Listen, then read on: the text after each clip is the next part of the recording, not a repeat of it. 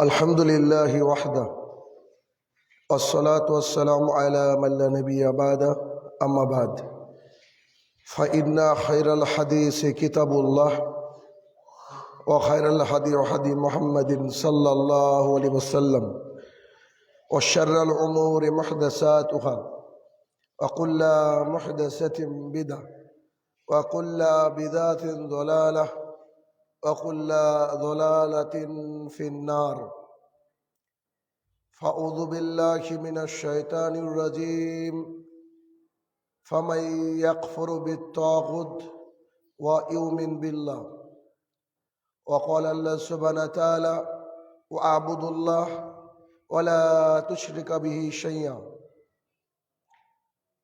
عن أبي هريرة رضي الله تعالى عنهما قال رسول الله صلى الله عليه وسلم من عمل عملا ليس عليه أمرنا فهو رد. عن أنس بن مالك رضي الله تعالى عنهما قال رسول الله صلى الله عليه وسلم ما من عبد أشهد أن لا إله إلا الله وأني محمد رسول الله ودخل الجنة. সম্মানিত উপস্থিতি, সর্বপ্রথম আল্লাহ সুবহানাহু ওয়া তাআলার বারগাহে শুকরিয়া জ্ঞাপন করব যে আল্লাহ সুবহানাহু ওয়া তাআলা মালিক ইয়াউমিদ্দিন, যে আল্লাহ সুবহানাহু ওয়া তাআলা সালাতুল জুমা আদায় করার লক্ষ্যে আমাদেরকে মসজিদে প্রেরণ করেছেন, তারই বারগাহে শুকরিয়া জ্ঞাপনার্থে আমরা বলি আলহামদুলিল্লাহ। অতঃপর সমগ্র মানব জাতির শিক্ষক, সমগ্র মানব জাতির পথ প্রদর্শক মুহাম্মদুর রাসূলুল্লাহ সাল্লাল্লাহু আলাইহি ওয়াসাল্লামের উপর শতকোটি সালাত ও সালাম বর্ষিত হোক, আমরা বলি আল্লাহুম্মা আমিন। আজকের আলোচনার বিষয়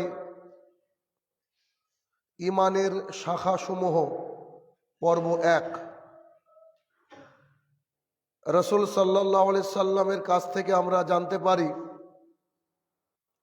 যে ঈমানের ৭০টার উপরেও শাখা রয়েছে। ঈমানের শাখার সংখ্যা ৭০-এর উপরে। ইনশাআল্লাহ পরপর বেশ কয়েকটা জুমা যাবত এই পর্ব ধরে ঈমানের এই শাখাসমূহ সম্পর্কে আলোচনা করার চেষ্টা করবে ইনশাআল্লাহ আজিজ। এর কারণ আমরা পৃথিবীর বুকে ৬০ থেকে ৭০ অথবা ১০০ আল্লাহ যতদিন চাই বাঁচব, তারপরের জীবনটা হচ্ছে নেভার এন্ডিং লাইফ। তার মানে এর পরের জীবনটার কোনো শেষ নেই, অনন্তকাল যেখানে থাকতে হবে। আর সেই অনন্তকালের থাকার জায়গার অন্যতম সম্পদ হচ্ছে আল্লাহ সুবহানাহু ওয়া তাআলা মুহাম্মদ সাল্লাল্লাহু আলাইহি সাল্লামকে দিয়ে বলালেন, সেটা হচ্ছে ঈমান। তো এই ঈমানের ৭০-এর উপরে শাখা রয়েছে। আজকে তার প্রথম পর্ব। যদিও প্রথম পর্বের আলোচনা অনেকেরই জানা থাকার কথা, আর এটা আমাদের এজ এ মুসলমান জরুরি যে ঈমানের কোন কোন শাখা কেমন, তার ব্যাখ্যা বিশ্লেষণ, এটা একজন মুসলমান হিসেবে আমাদের সবারই কর্তব্য। শিক্ষিত হোক মূর্খ হোক, সবারই জানা বিশেষ জরুরি যে ঈমানের তো শাখা রয়েছে, শাখাগুলা কি কি, ডালপালাগুলা কি কি। বুখারী শরীফে আবু হুরায়রা রাদিয়াল্লাহু তাআলা আনহু বর্ণনা করেছেন। মুসলিম শরীফে উমর ইবনুল খাত্তাব রাদিয়াল্লাহু তাআলা আনহু বর্ণনা করেছেন একটাই হাদিস, যে হাদিসটাকে বলা হয় হাদিসে জিবরিল, বিখ্যাত হাদিস। এটা সবারই জানা জরুরি হাদিস। তো এই হাদিসে জিবরিল এর মধ্যে কি বলা হয়েছে, উমর ইবনুল খাত্তাব রাদিয়াল্লাহু তাআলা আনহু বলেন, আমরা একদিন মুহাম্মদ সাল্লাল্লাহু আলাইহি সাল্লামের কাছে বসেছিলাম। এমত অবস্থায় একটা লোক রাসূল সাল্লাল্লাহু আলাইহি সাল্লামের কাছে আসলেন। তার পরনে ধবধবে সাদা পোশাক, তার চুলগুলো কুচকুচে কালো, সে মনে হলো যে কোথাও থেকে সফর করে এসেছে, কিন্তু তার চেহারাতে চোখে মুখে মনে হচ্ছে সে স্থানীয় মানুষ। আমরা তাকে চিনতে পারলাম না। ওমর ইবনুল খাত্তাব রাদিয়াল্লাহু আনহু বলছেন, রাসূল সাল্লাল্লাহু আলাইহি ওয়াসাল্লামের সঙ্গে একজন ব্যক্তি দেখা করতে আসলেন, কাছে আসলেন, ধবধবে সাদা পোশাক, কুচকুচে কালো চুল। তা আমরা তো মক্কা মদিনার লোকজনকে চিনি, তার মানে এই লোক বাইরে থেকে সফর করে এসেছে নিশ্চয়ই। আবার তার চোখে মুখে সফরের কোনো ছাপ নেই।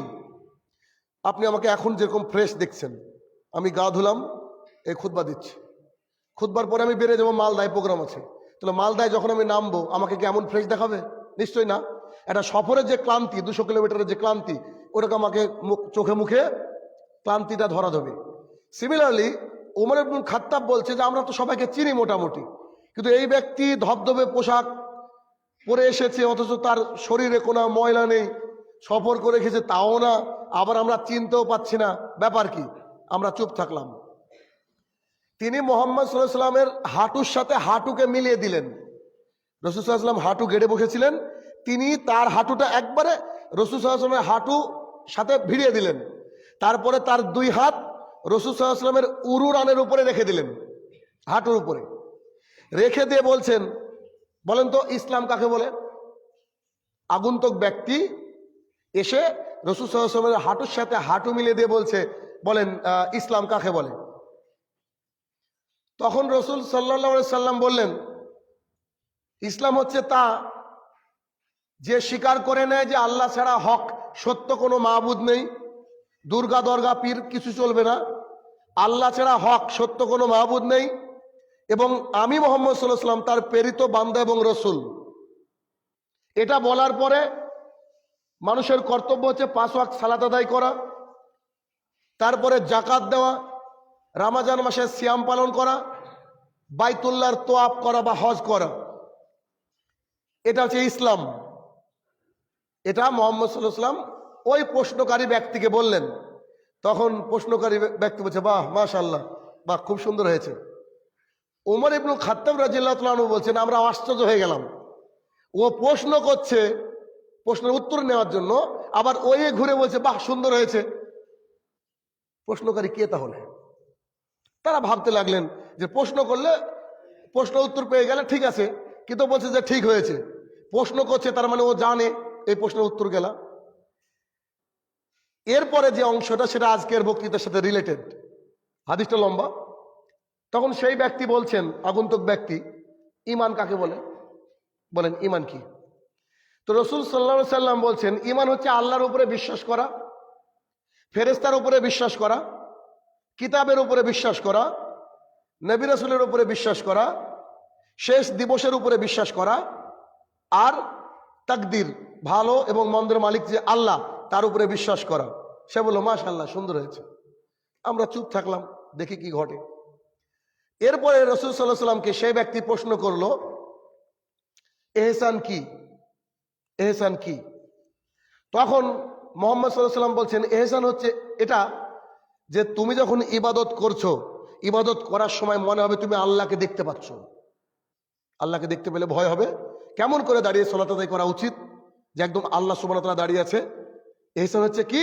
তুমি ইবাদত করার সময় আল্লাহকে দেখতে পাচ্ছ, আল্লাহ সামনে আছে এটা। অথবা তুমি যদি দেখতে নাও পাও, তাহলে আল্লাহ তোমাকে দেখছে, এই ভয়ে ইবাদত করা, এটার নাম হচ্ছে ইহসান।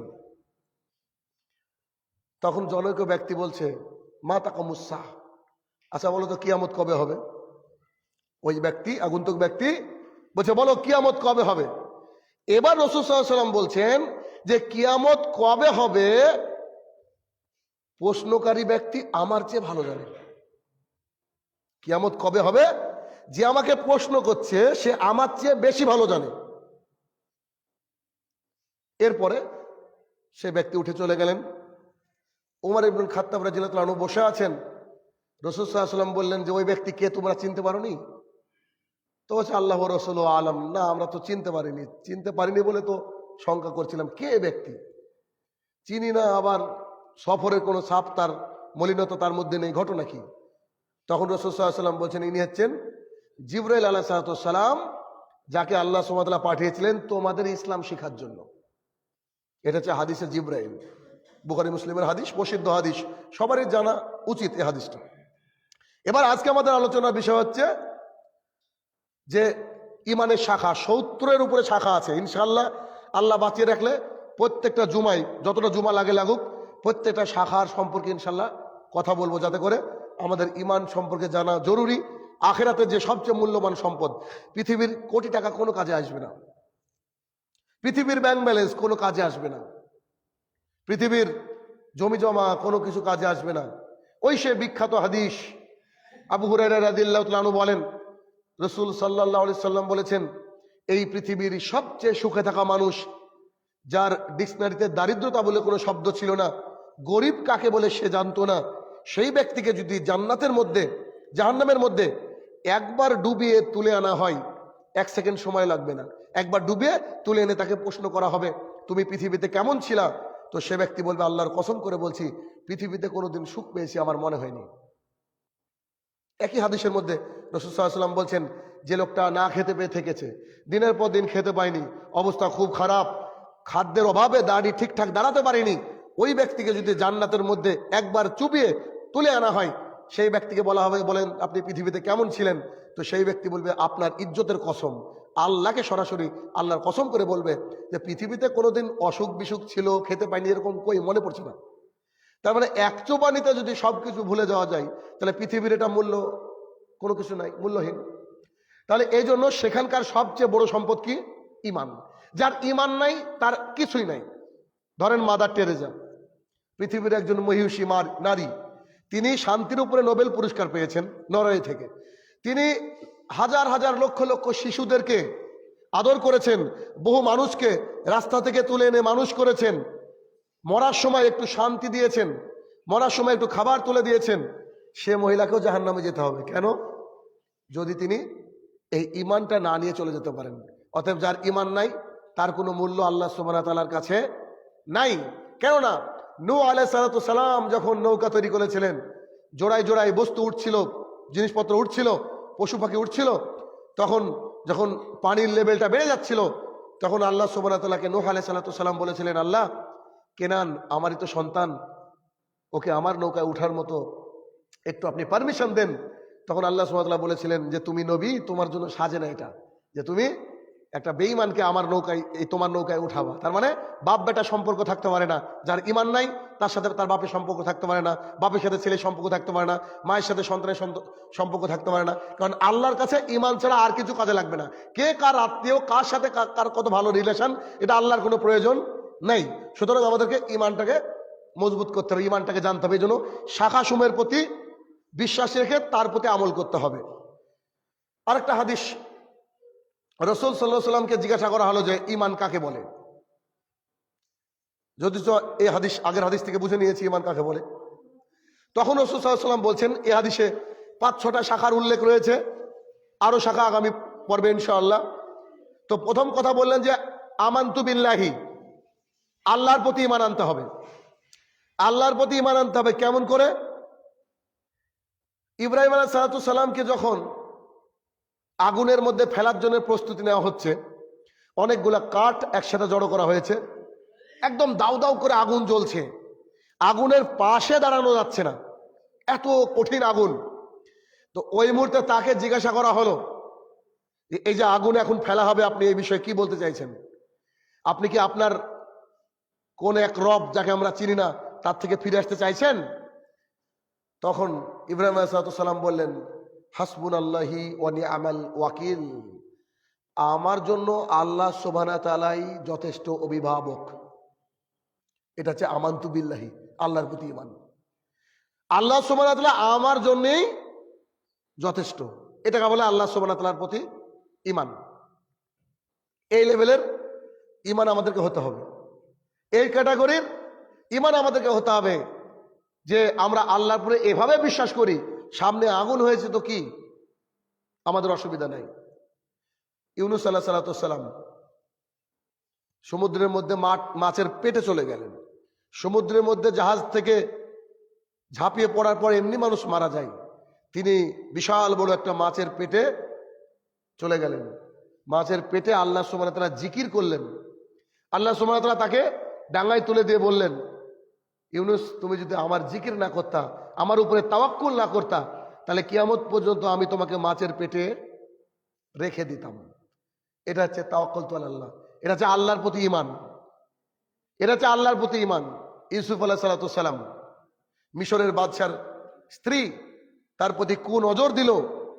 অনেকগুলা ঘর, পরপর অনেকগুলা দরজা, শেষ দরজায় বাইরে থেকেও তালা দেয়া, বাইরে থেকে তালা দেয়া, দুজন ঘরে। যখন তার সাথে কুকর্ম করার চেষ্টা করলো, তখন সে বলল, আমার রব আমাকে বাঁচাবে, আমি আল্লাহর উপরে ভরসা করি। আল্লাহ সুবহানাহু ওয়া তাআলা বাইরে থেকে বন্ধ তালাগুলাকে সব খুলে দিলেন। আবু বকর সিদ্দিক রাদিয়াল্লাহু তাআলা আনহু এবং মুহাম্মদ সাল্লাল্লাহু আলাইহি ওয়াসাল্লাম ওই সেই গুহার মধ্যে ছিলেন। তিনি বললেন যে উপর থেকে দেখলেই দেখে নেবে আমরা নিচে আছি। রাসূল সাল্লাল্লাহু আলাইহি ওয়াসাল্লাম বলেন, আবু বকর, এখানে আমি, তুমি আর আল্লাহ সুবহানাহু ওয়া তাআলা আছি। আবু বকর রাদিয়াল্লাহু তাআলা আনহু ওই মুহূর্তে সমস্ত টেনশন থেকে মুক্তি লাভ করলেন, সমস্ত টেনশন থেকে মুক্তি লাভ করলেন। মা হাজার রাদিয়াল্লাহু তাআলা আনহা বা আলাইহিস সালাতু ওয়াস সালাম, তিনাকে বিরান অঞ্চলে রেখে আসা হলো।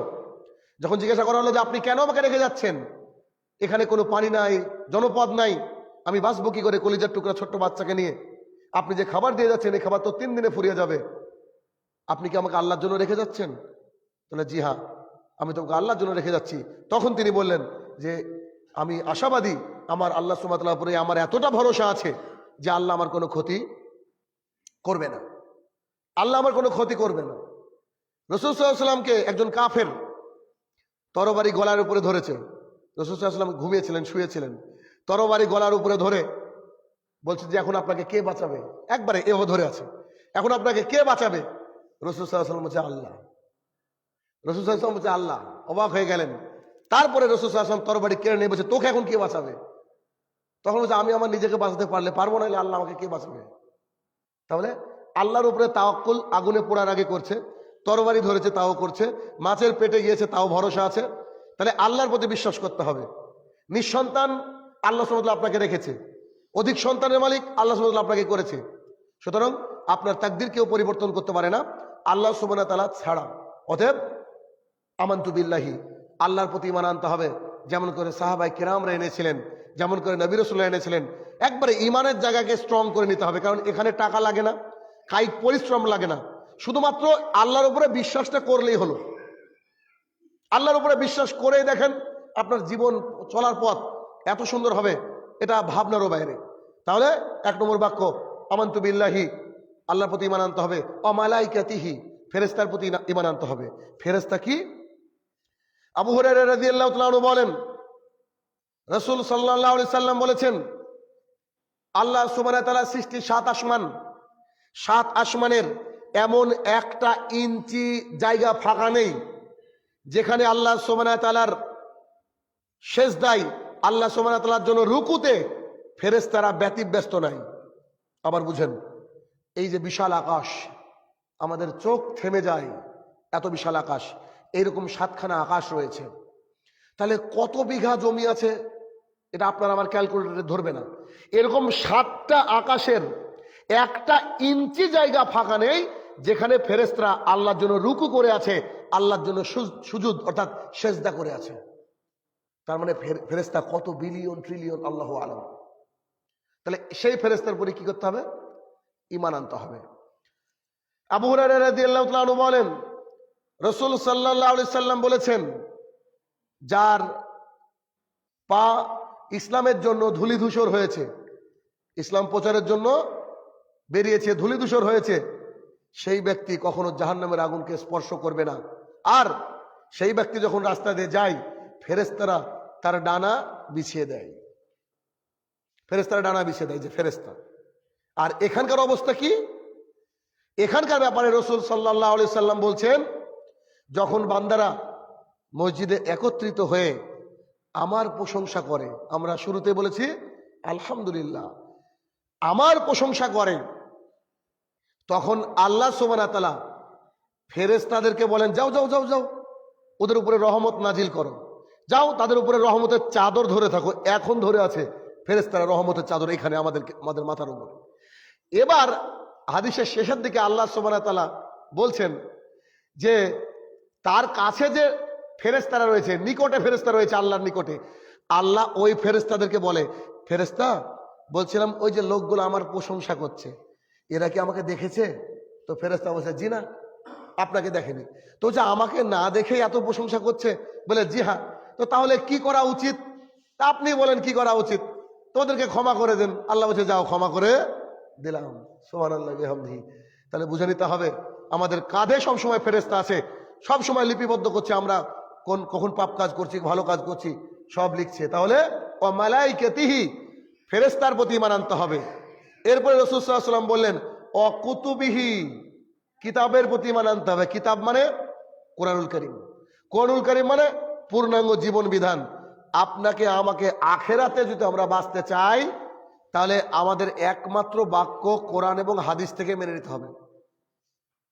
তার বাইরের একটা শব্দ, তার বাইরের একটা লাইন আপনাকে আমাকে কখনো সাহায্য করতে পারবে না।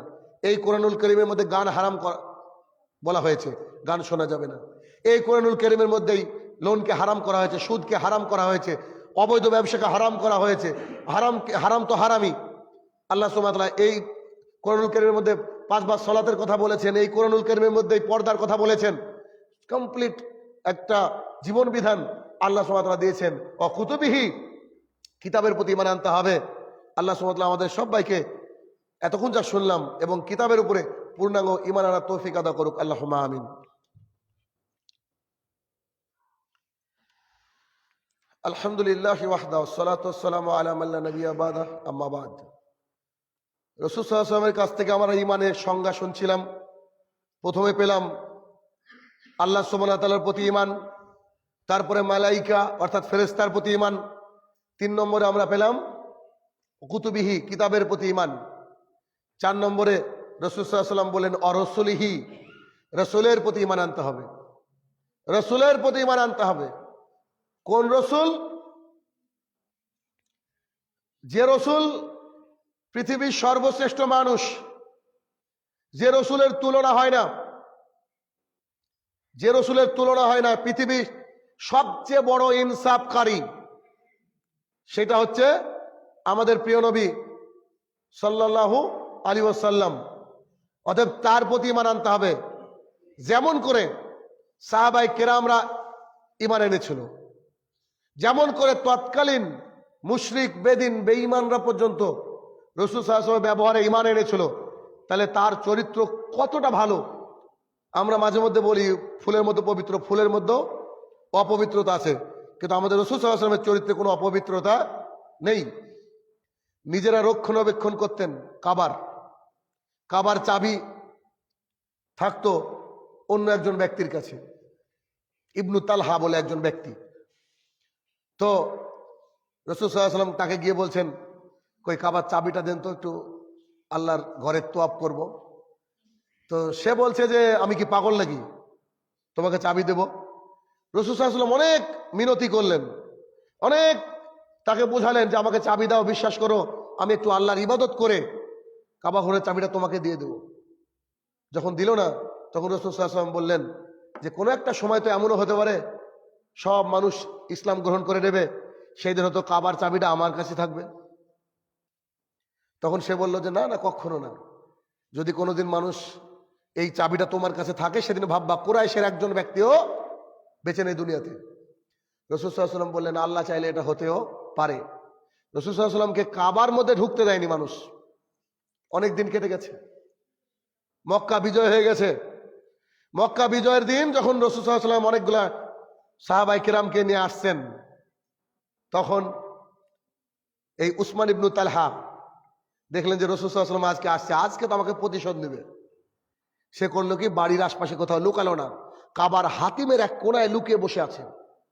রাসূল সাল্লাল্লাহু আলাইহি ওয়াসাল্লাম কাবায় প্রবেশ করার পরে আলী রাদিয়াল্লাহু তাআলা আনহুকে বলেন, আলী জি বলেন, যাও কাবার চাবি নিয়ে এসো, আমি ইবাদত করবো আজকে।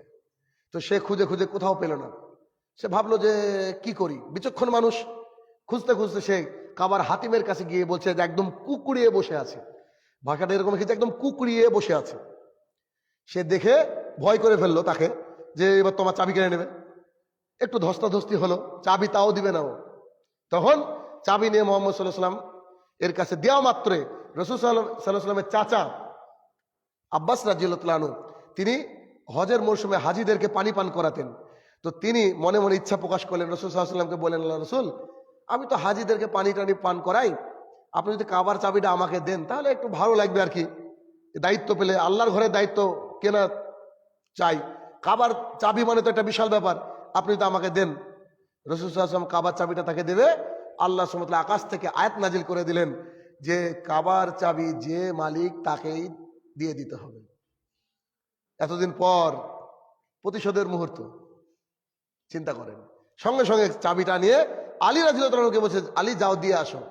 আলী রাদিয়াল্লাহু আনহু বলছে, এই তো প্রেস্টিজের ব্যাপার, এখনই মারামারি করে রাখলাম ওর সাথে, আবার আমাকে ওখানেই পাঠাচ্ছে বলে চাবি দিয়ে আসো, এটা কেমন করে হয়? এমন রাসূল সাল্লাল্লাহু আলাইহি ওয়াসাল্লাম বলেছেন, কিছু করার নেই, তো যাই দিয়ে আসি। তো সে সেখানে বসে আছে, তাকে গিয়ে বলল যে আল্লাহ সুবহানাহু ওয়া তাআলা আয়াত নাজিল করে দিয়েছেন চাবি আপনাকে দিতে, মুহাম্মদ সাল্লাল্লাহু আলাইহি ওয়াসাল্লাম বলল। সে চাবিটা নিয়ে অবাক হয়ে ভাবলো, আরে বাপরে বাপ, এতদিন পর একটা প্রতিশোধের সময় এসেছে, যে লোকটা আমাকে পেলে জবাই করার কথা, যে আমি ওকে একবার ঢুকতে দিই এই কাবা ঘরে, সেই লোক আবার আমার কাছে চাবি ঘুরে পাঠিয়েছে। সে লজ্জা একদম লাল হয়ে গেল, দৌড়ে চলে গেল মুহাম্মদ সাল্লাল্লাহু আলাইহি ওয়াসাল্লামের কাছে, অঝোর নয়নে কাঁদতে শুরু করলো এবং বলতে শুরু করলো, আশহাদু আল্লা ইলাহা ইল্লাল্লাহ ওয়া আন্না মুহাম্মাদার রাসূলুল্লাহ, আপনি পৃথিবীর সর্বশ্রেষ্ঠ মানুষ। এই নবীর কথা বলছি। একটা উদাহরণ দিলাম, হাজার হাজার উদাহরণ আছে, একটা উদাহরণ বলছি। তাহলে এতদিন পরেও একটা এত বড় সুযোগ এসেছে, যুদ্ধ করেননি, প্রতিশোধ নেননি, আল্লাহর নির্দেশটা কিভাবে পালন করেছেন। তাহলে রাসূল সাল্লাল্লাহু আলাইহি ওয়াসাল্লাম কে মেনে নিতে হবে, কুতুবিহি ও রাসূলিহি।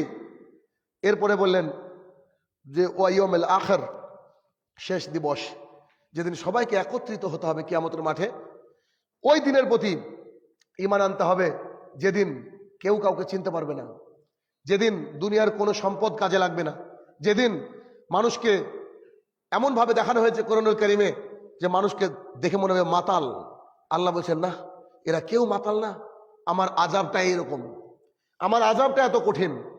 80 বছরের মানুষ, 10 বছরের বাচ্চা, 16 বছরের বাচ্চা, 20 বছরের বাচ্চা সেদিন 80 বছরের হয়ে যাবে।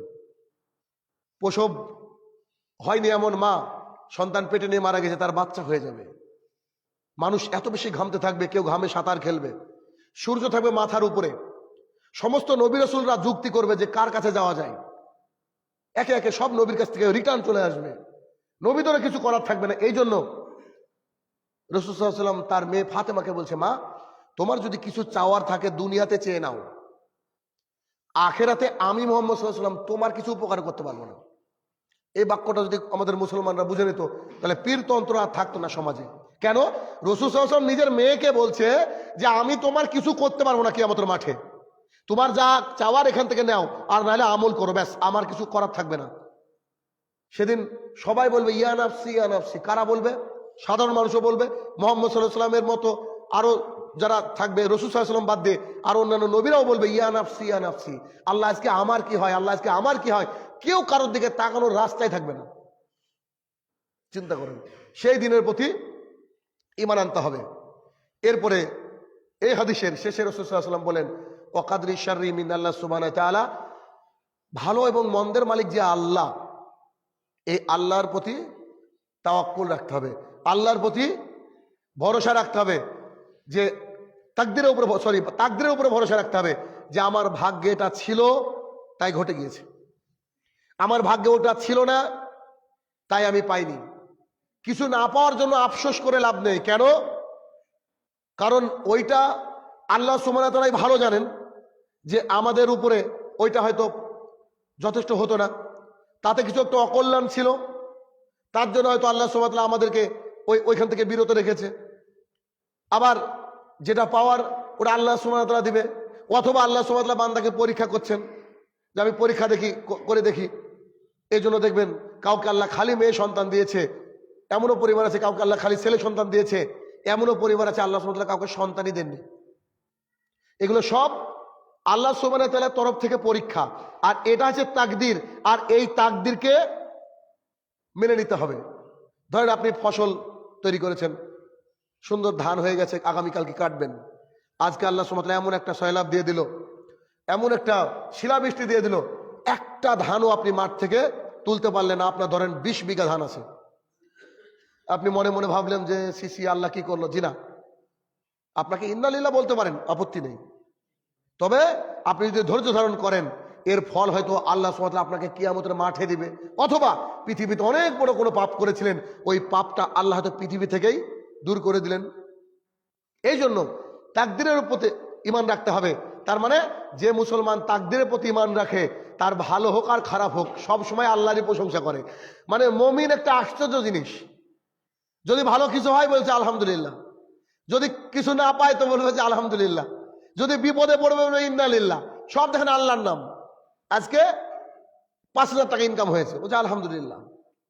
কালকে 200 টাকা ইনকাম হয়েছে, বলছে তাও বলছে আলহামদুলিল্লাহ। আর একদিন হয়নি, তো আল্লাহ খাবো কি, ইন্নালিল্লাহ। এই যে আল্লাহর উপরে ভরসা করা, তাওয়াক্কুল করা, এই তাওয়াক্কুলটা রাখতে হবে। তাহলে আজকের খুতবার প্রথম পার্টে আমরা শিখলাম, 1, আমানতু বিল্লাহি, আল্লাহর প্রতি ঈমান আনতে হবে। কুতুবিহি, কিতাবের প্রতি ঈমান আনতে হবে। মালাইকাতিহি, ফেরেশতার প্রতি ঈমান আনতে হবে। রাসূলিহি, রাসূলের প্রতি ঈমান আনতে হবে, যেমন করে সাহাবায়ে কেরামরা এনেছিল। তারপরে হচ্ছে ওয়াইমাল আখির, শেষ দিনের প্রতি ঈমান আনতে হবে। আর শেষে কাদরি ও শাররি মিন আল্লাহ সুবহানাহু ওয়া তাআলা, ভালো এবং মন্দের মালিক যে আল্লাহ, এইটার উপরে ঈমান আনতে হবে। আল্লাহ সুবহানাহু ওয়া তাআলা আমাদেরকে এই 6টা বিষয়ের উপরে পূর্ণাঙ্গ ঈমান আনার তৌফিক আদা করুক, আল্লাহুম্মা আমিন।